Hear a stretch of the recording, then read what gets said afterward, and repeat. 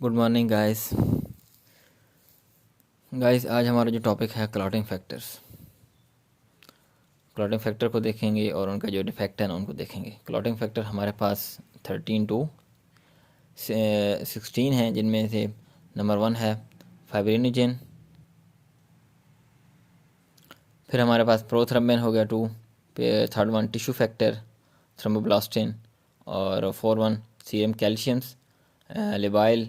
6 is no role, इसका कोई role नहीं है तो कोई नाम भी नहीं है। तो 7 is stable factor. 8 is anti haemophilic factor ए।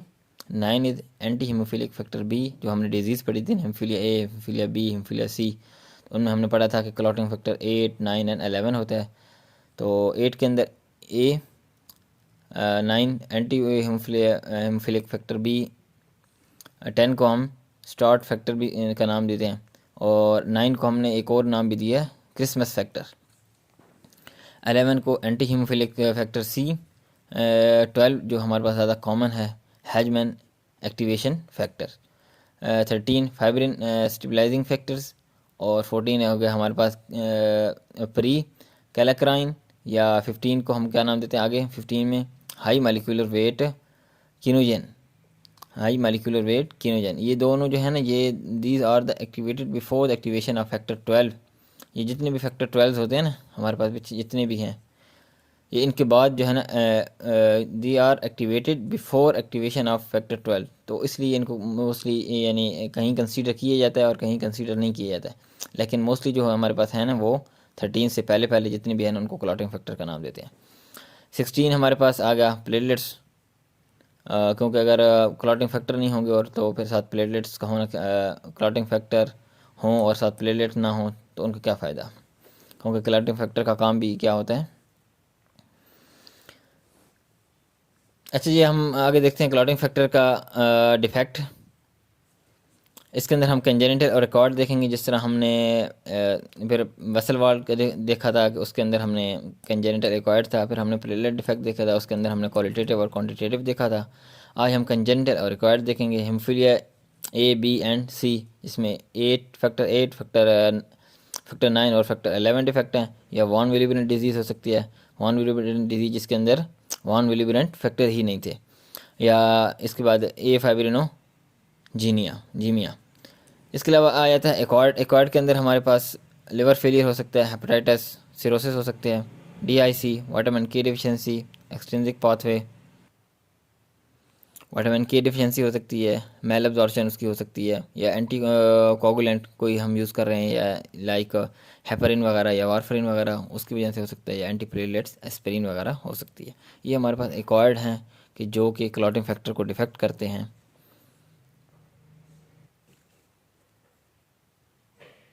अच्छा जी, आगे हम देखेंगे अप्रोच ऑफ ब्लीडिंग डिसऑर्डर। कोई भी ब्लीडिंग डिसऑर्डर हमारे पास आ रहा हो ना, तो उसकी हमने कैसे अप्रोच करना है, हमने क्लिनिकल फीचर क्या होंगे।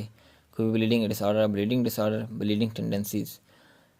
पेशेंट आएगा bleeding into skin, pin point bleeding हो, या स्मॉल ब्लीडिंग हो, या लार्ज ब्लीडिंग हो। पिन पॉइंट ब्लीडिंग हो तो उसको हमने पटीका का नाम दिया, स्मॉल ब्लीडिंग परपरा, और लॉन्ग ब्लीडिंग को हमने एक्कीमोसिस।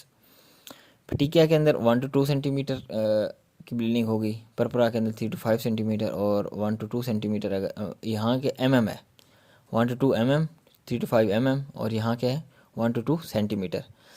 अच्छा जी, पिन पॉइंट ब्लीडिंग हो या स्मॉल ब्लीडिंग हो, ये मोस्टली होती है वेसल वॉल डिफेक्ट या पेशेंट प्लेटलेट्स डिफेक्ट की वजह से। अगर ब्लीडिंग बहुत ज़्यादा हो रही है तो इसका मतलब वहाँ क्लॉटिंग फैक्टर ही डिफेक्ट है, उसकी वजह से हो सकती है। अच्छा जी, फिर आ जाता है कि non blanchable rash do not fade upon pressure. ये जितनी भी ब्लीडिंग है ना, ये नॉन ब्लेंचेबल है। ब्लेंचेबल वो होती हैं कि जो हम कोई प्रेशर दें तो वो फेड हो जाए। अच्छा, ये ग्लास टेस्ट, इसमें हम क्या करते हैं, ग्लास टेस्ट करते हैं कि इसमें हम ग्लास रखते हैं और चेक करते हैं कि अगर उसकी वजह से प्रेशर देते हैं गिलास से, अगर वो ब्लीडिंग जो है ना हो जाए, रिमूव हो जाए, तो वो क्या होती है ब्लेंचेबल रैश, जिसमें मच्छर के काटने से हो जाती है। नॉन ब्लेंचेबल जो होती है ना वो रिमूव नहीं होती, वो सेम ऐसी की ऐसी रहती है। इसको हम इसलिए क्या कहेंगे, उसको ब्लीडिंग टेंडेंसी का नाम देंगे। Inflammatory skin rashes are blanchable which fade away on pressure, glass test negative. Positive होगा अगर फेड नहीं होगा, और अगर नेगेटिव हुआ, अगर फेड हो गया तो। ब्लीडिंग फ्रॉम बॉडी ओरिफिसेस, इसके अलावा ब्लीडिंग कहाँ से हो सकती है? नोज से हो सकती है, गम से हो सकती है, जीआईटी से हो सकती है, ब्लीडिंग हिमेचुरी हो सकता है, यूरिन के अंदर हो सकती है, या स्पूटम के अंदर होगी तो हिमोप्टेसिस हो सकती है, या फीमेल पर वेजाइनल ब्लीडिंग हो सकती है। अच्छा, इसके अलावा हो गया कि prolong bleeding after minor injury या सर्जरी, कोई भी माइनर इंजरी हो उसकी वजह से अगर आपकी प्रोलॉन्ग ब्लीडिंग हो रही है तो वो भी क्या हो सकता है? Bleeding tendencies. अच्छा, अप्रोच टू ब्लीडिंग टेंडेंसी या ब्लीडिंग डिसऑर्डर हम इन्वेस्टिगेशन बेस करते हैं। हम ये नहीं देखते कि पेशेंट आ रहा है उसको ब्लीडिंग हो रही है तो हम कहेंगे इसको ये वाली डिसऑर्डर है। ये हम इन्वेस्टिगेट करेंगे, उसके बाद हम उसको रूल आउट करेंगे, अप्रोच करेंगे। और उसमें इन्वेस्टिगेशन में हम जितने भी सारे टेस्ट करते हैं ना, 6 टेस्ट करते हैं, तो उन 6 टेस्ट को हम कलेक्टिवली क्या कहते हैं? Coagulation profile. उसके हम ब्लीडिंग में हम कोगुलेशन प्रोफाइल देखेंगे, प्लेटलेट्स काउंट देखेंगे, ब्लीडिंग टाइम देखेंगे, क्लॉटिंग टाइम देखेंगे, प्रोथ्रम्बन टाइम देखते हैं, एक्टिवेटेड पार्शियल थ्रोम्बोप्लास्टिन टाइम देखेंगे, या थ्रोम्बन टाइम देखेंगे, थ्रोम्बिन टाइम। ठीक है, ये हमारे पास एक किस्म का चार्ट है। इसके अंदर हम सारे डिजीज़ देखेंगे, फिर उनमें हम देखेंगे प्लेटलेट्स काउंट किस में ज़्यादा हो रहा है या किस में कम है, फिर ब्लीडिंग टाइम, फिर क्लॉटिंग टाइम, फिर प्रोथ्रम्बिन टाइम, फिर एक्टिवेटेड पार्शियल थर्मोप्लास्टिन टाइम, फिर उसके बाद हमने जो इन्वेस्टिगेशन करनी है उसको हम देखेंगे। हम ये 6 पैरामीटर जो हमारे पास है उनको हम देखते हैं। सबसे पहले प्लेटलेट्स काउंट, पहला जो है प्लेटलेट्स काउंट्स नॉर्मल हमारे पास क्या है? 1.5 लाख से 4.5 लाख तक हमारे पास नॉर्मल होता है। Significant if in decrease highly consider, अगर ये कम है यानी प्लेटलेट्स ही कम है तो मतलब क्वांटिटेटिव प्लेटलेट डिफेक्ट हो गया। यानी प्लेटलेट्स हमने वो पढ़े थे ना, क्वांटिटेटिव या क्वालिटेटिव। क्वालिटेटिव तब पढ़े थे जब उसके ऊपर कोई रिसेप्टर या इन चीज़ों का डिफेक्ट हो तो उसको हम क्या नाम देते हैं? क्वालिटेटिव। या क्वांटिटेटिव वो पढ़े थे कि उसकी या तो प्रोडक्शन क्या हो रही है, कम हो रही है, या फिर डिस्ट्रक्शन ज़्यादा हो रही है, तो उसको हमने क्या नाम देते हैं? Quantitative defect. प्लेटलेट्स ही कम है। फिर आया था ब्लीडिंग टाइम। ब्लीडिंग टाइम ये जो है ना, ये सारा कुछ हम बेड साइड टेस्ट करते हैं। इसमें क्या होगा? Time taken by blood to stop bleeding after skin puncture. कोई हम एक नीडल लेंगे, पेशेंट की फिंगर के ऊपर प्रिक करेंगे और फिर हम देखेंगे कि कितनी देर तक जो है ना ब्लड जो है स्टॉप होता है। नॉर्मल क्या है? 2 to 9 मिनट्स, एवरेज हमारे पास 7 मिनट है। बेड साइड टेस्ट है विद सिंपल नीडल प्रिक करेंगे और उसमें हम चेक करेंगे, देखेंगे इसका सिग्निफिकेंट देखेंगे। If increase always consider the vessel wall या प्लेटलेट्स इफेक्ट। अगर ब्लीडिंग टाइम ज़्यादा हो रहा है, नॉर्मली क्या है 2 to 9 मिनट्स, अगर वो 10 हो रहा है, ज़्यादा हो रहा है, तो इसका मतलब वहाँ या तो वेसल वॉल डिफेक्ट है या फिर हमारे पास प्लेटलेट्स डिफेक्ट हैं। उनके क्वालिटेटिव हो सकता है या क्वांटिटेटिव हो सकता है। मतलब ये नहीं, अगर वेसल वॉल जो है ना वो अपने उसकी हेल्थ नहीं है तो ब्लीडिंग ज़्यादा हो रही है। इसी तरह अगर प्लेटलेट्स कम हैं, क्वांटिटेटिव हैं या क्वालिटेटिव हैं, उसकी वजह से भी क्या हो सकता है? ब्लीडिंग टाइम इंक्रीज़ हो सकता है। उसके बाद आ जाता है clotting time. Bed side test है ये भी। Time taken by blood to clot in vitro. In vitro होता है मतलब आउटसाइड ह्यूमन बॉडी। हम क्या करेंगे? पेशेंट का ब्लड लेंगे और इसको एक स्लाइड के ऊपर रख देंगे, हम देखेंगे, देखते रहेंगे कि कितनी देर तक ये क्लॉट होता है। एवरेज हमारे पास क्या है? 5 मिनट। अगर 5 मिनट के अंदर नहीं हो रहा क्लॉट तो सिग्निफिकेंट क्या है? इंक्रीज क्लॉटिंग फैक्टर डिफेक्ट है। वो हम पेशेंट के ऊपर अब जस्ट पेशेंट को प्रिक किया और पेशेंट का चेक किया कि हमने कि आया कि ब्लड कितनी देर तक स्टॉप हो रहा है, तो वो हमारे पास वेसल वार या प्लेटलेट डिफेक्ट होगा। इसमें हम ब्लड ले के स्लाइड के ऊपर रखेंगे और फिर हम चेक करेंगे। फिर हमारे पास आ जाते हैं 2 और टेस्ट, प्रोथ्रम्बिन टाइम या activated partial thromboplastin time. Clotting time देखेंगे, अगर ये ज़्यादा हो रहा है तो इसके बाद हम फिर ये 2 टेस्ट करेंगे, प्रोथ्रम्बिन टाइम और एक्टिवेटेड या APTT। क्यों कि क्लॉटिंग फैक्टर के बाद हम देखेंगे कि इंट्रिंसिक फैक्टर में डिफेक्ट है या एक्सट्रिंसिक में है। अच्छा, ये प्रोथ्रम्बिन टाइम हमारे पास मोस्टली आपको पता है कि ये check integrity of extrinsic pathway को चेक करेगा, और APTT integrity of intrinsic pathway को चेक करेगा। अच्छा, इसके अंदर time taken by blood to clot in vitro, बाहर के स्लाइड के ऊपर रखा और टाइम हमने नोट किया।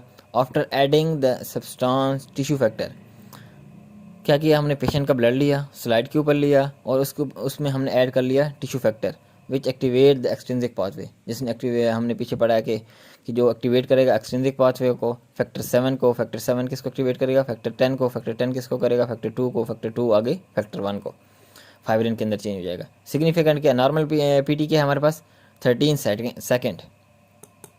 Significant if prolong consider extrinsic pathway defect,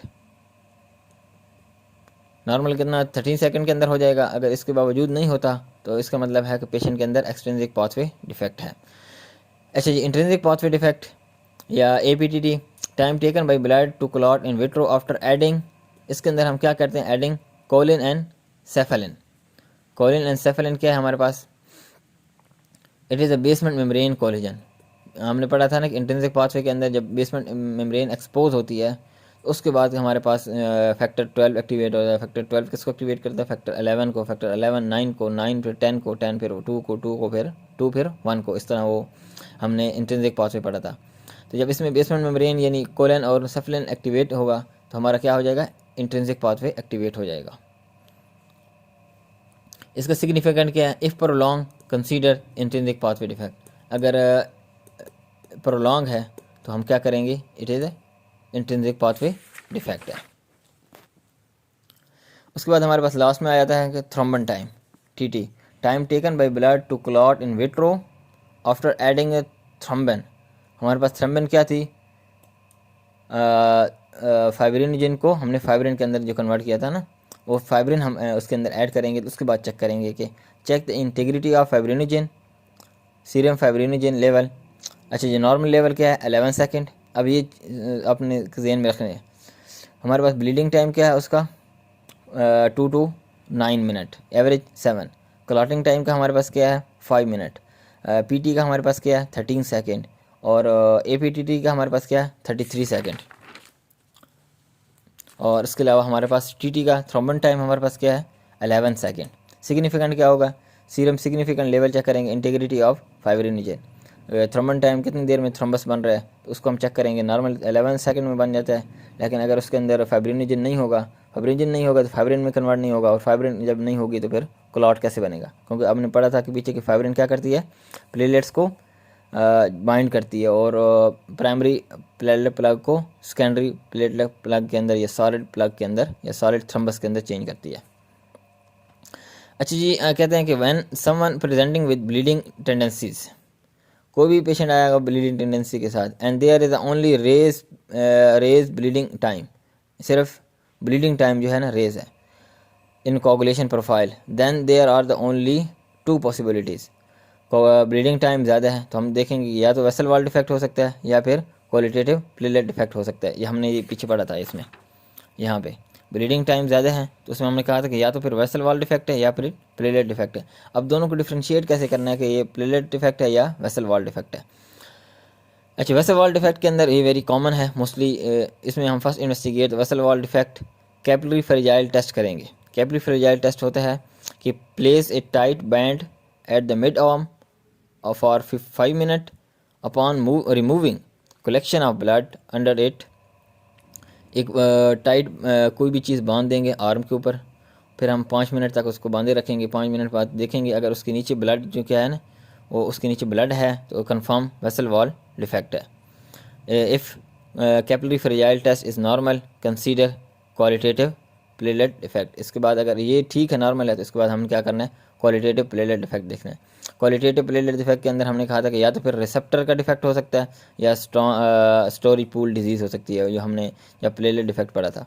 तो रिसेप्टर डिफेक्ट के लिए हम फ्लो साइटोमेट्री करेंगे, उसके अंदर हम चेक करेंगे कि रिसेप्टर वगैरह ये सारी चीज़ें चेक करेंगे।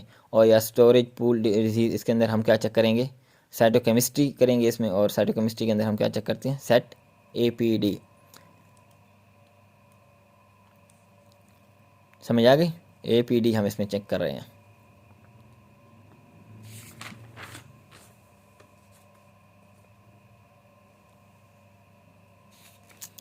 ये कॉलम जो है ना ये बहुत ज़्यादा इंपॉर्टेंट है। जब हम अगले इसके बाद डिजीज़ शुरू करेंगे ना, जो भी हैं vessel wall disease qualitative quantitative जो भी हैं सारी, तो हम उनके साथ पढ़ेंगे कि इसके अंदर हमने क्या करना है, इसके अंदर क्या करना है, इसके अंदर कौन सा यानी कोगुलेटिव प्रोफाइल जो है ना कौन सी इंक्रीज़ हो रहा है, कौन सा डिक्रीज़ हो रहा है, कौन सा नॉर्मल है, ये सारी हम चीज़ें देखेंगे।